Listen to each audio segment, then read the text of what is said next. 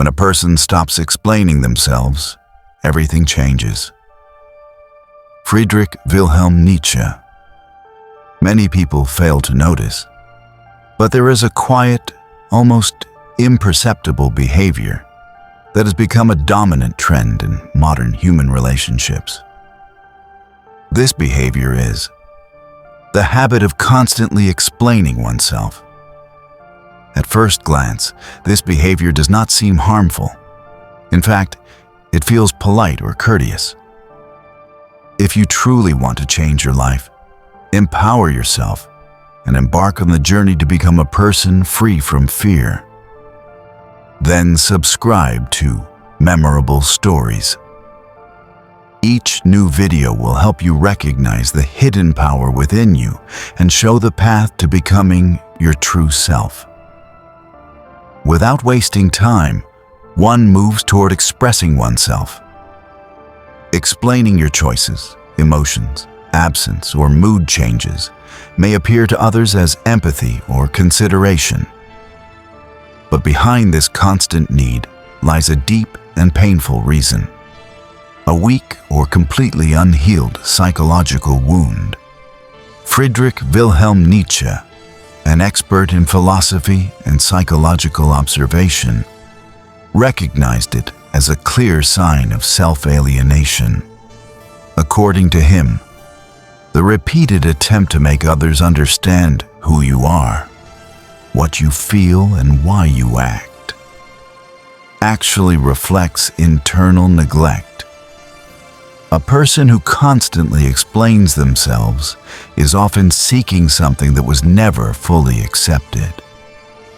This behavior often arises in environments where emotional expression is not acknowledged. These are the environments, often at home, where a child's personal experiences are repeatedly dismissed. It's unnecessary. You're exaggerating. There's no reason to feel that way. The internal message is harsh. What I feel only matters if others understand, approve, or allow it. When an adult feels compelled to explain themselves, they are unconsciously trying to avoid criticism, abandonment, or rejection. They believe that if others understand their reasons, they might not face criticism, rejection, or exclusion. It is a desperate attempt to control others' opinions to maintain connection and emotional safety. But this constant effort comes at a high cost: psychological autonomy. When a person focuses on external approval, they begin to ignore their internal authority. They no longer act because they believe, but because they fear being judged wrong. They do not feel freely, but rationalize emotions to avoid appearing negative. Gradually, they stop acting for their own life and start acting for others, in a perpetual theater where the audience's opinion becomes more important than the role itself. Nietzsche saw this tendency as a major obstacle to the development of the self, that process by which a person truly becomes who they are. The truth is, as long as the need for constant explanation remains, inner freedom is impossible, because compelled explanation is a subtle form of obedience. With every justification, the individual says, "I can only exist if you allow me to." This video invites you to let go of this habit, offering a deep analysis of why people are trapped in the need to justify themselves, and what happens when they finally choose silence. When they decide to stop explaining, something fundamentally changes. The psyche, which was previously bowed to external approval, begins to rise with a new stance: inner authority. And this changes everything. The need to explain oneself stems from something deeper, beyond education or the desire to be understood. It is a psychological wound rooted at the core of identity. Nietzsche understood that compelled explanation is not just a behavioral habit, but a symptom, a long-held belief that a person's presence is only valuable through others' approval. This wound often forms in childhood, in environments where a child's emotions are repeatedly rejected. When a child shows sadness and is told they are dramatizing, when they show anger and are told it is difficult or inappropriate, when they show fear and are mocked, they absorb internally. What I feel is wrong. I can only rely on others' reactions. Just because you do not need anyone's permission to exist does not mean you disconnect from emotions or conversation. On the contrary, it shows that you do not ask anyone to present your truth. You offer your truth as a gift, not as a request for acceptance. Communication becomes not a performance, but a genuine expression. The difference lies in whether you speak to be approved or to speak the truth. Practically, inner authority appears in the small, everyday acts, in silence, in the face of challenge or opposition. It is the persistence that says, "This is not in alignment with me," without explanation. This habit reflects not participating in the emotional game where you always have to justify your position, and most importantly, being able to endure not being understood and still remain whole. According to Nietzsche, this is a pivotal moment in the psychological journey.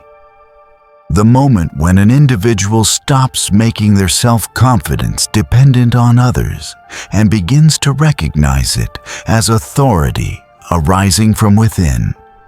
This shift is symbolic and powerful because it reveals the old conditioned self that lived to please and represents the birth of a new autonomous, strong, and complete self.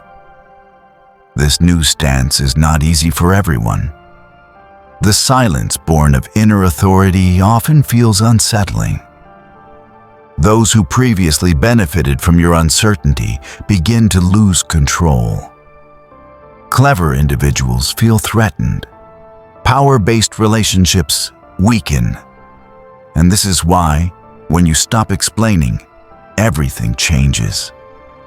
In the next part, we will explore the crucial turning point of this shift.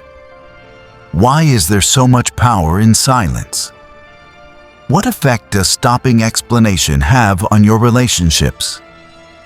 Get ready, because what follows can fundamentally change your perception of relationships. If these ideas resonate with you, you will find real value in my ebooks. Beyond Explanation presents the core ideas of Nietzsche, while Conversations with the Unconscious takes you on a 30-day journey to apply them in your life. Links to both are available in the pinned comment. Silence, when produced honestly and not influenced by any agenda or mission, is one of the most transformative forces in human psychology. Nietzsche understood this clearly. He saw silence not as an absence of reaction, but as a presence of authority. When someone consciously stops explaining, they are not merely avoiding conflict or ending conversation. They are deactivating an entire psychological system built on their uncertainty. This silence can feel unsettling. Those who always expected you to bend, explain, or justify will find the absence of justification equivalent to rebellion. And in reality, it is indeed a quiet rebellion. But it is not a childish rebellion that cries out for praise. It is a silent revolution, a subtle declaration. I do not need to prove who I am. Those who thrived on others' doubt begin to lose the game. Emotional manipulation is effective only when there is a clear vulnerability. When there is fear of being misunderstood, abandoned, or disappointing. The system of cleverness depends on response. But safe silence, arising from inner authority, is a strong wall. It does not respond, justify, or dance. It simply exists. It destabilizes any attempt at control. Relationships that were always based on your compliance now reveal their true nature. Fragile, unbalanced, and one-sided. When you stop explaining, you break the packet of invisible weakness. You stop presenting yourself as if acceptance is required, and instead occupy the space of self-acceptance. And this changes everything. Some people will drift away. This is not a sign of error, but a signal of renewed alignment. Your silence acts as a filter. It reveals who is truly sincere with you and who was only there for control. Nietzsche said that obstacles arise in the process of self-identification. This distancing is not punishment, but freedom. When you stop explaining your presence, boundaries, and choices, you attract relationships based on mutual respect, not fear or dependence. But this requires preparedness. Stopping explanation also addresses your own anxiety. That part which learned that being understood was necessary will seek clarification again. This moment transforms silence into a spiritual practice. It is a conscious act of remaining whole, even in the face of discomfort. Silence is not merely the absence of words. It is a validation of presence. It is the refusal to put your identity on trial. The longer you maintain silence, the more it turns into presence. A presence that arises from authority. One that commands respect without raising its voice. One that sets boundaries without conflict. A presence that does not depend on approval for its existence. The effect of silence goes beyond relationships. It initiates a deep process within the psyche. Integration. When you stop explaining, you begin to listen. When you stop trying to rationalize emotions, you feel them fully. This is where true transformation begins. External silence creates space for internal listening. In the next part, we will see how authority in the world actually begins from inner movement, and how the return of psychological integrity occurs. Integrated people do not persuade, they speak. When you adopt this stance, the world interacts with you in a completely different way. If you gained any insight or inspiration from this video, share your feedback in the comments. And do not forget to subscribe to Memorable Stories so that each new video shows you the hidden true power within yourself and the path to transform your life.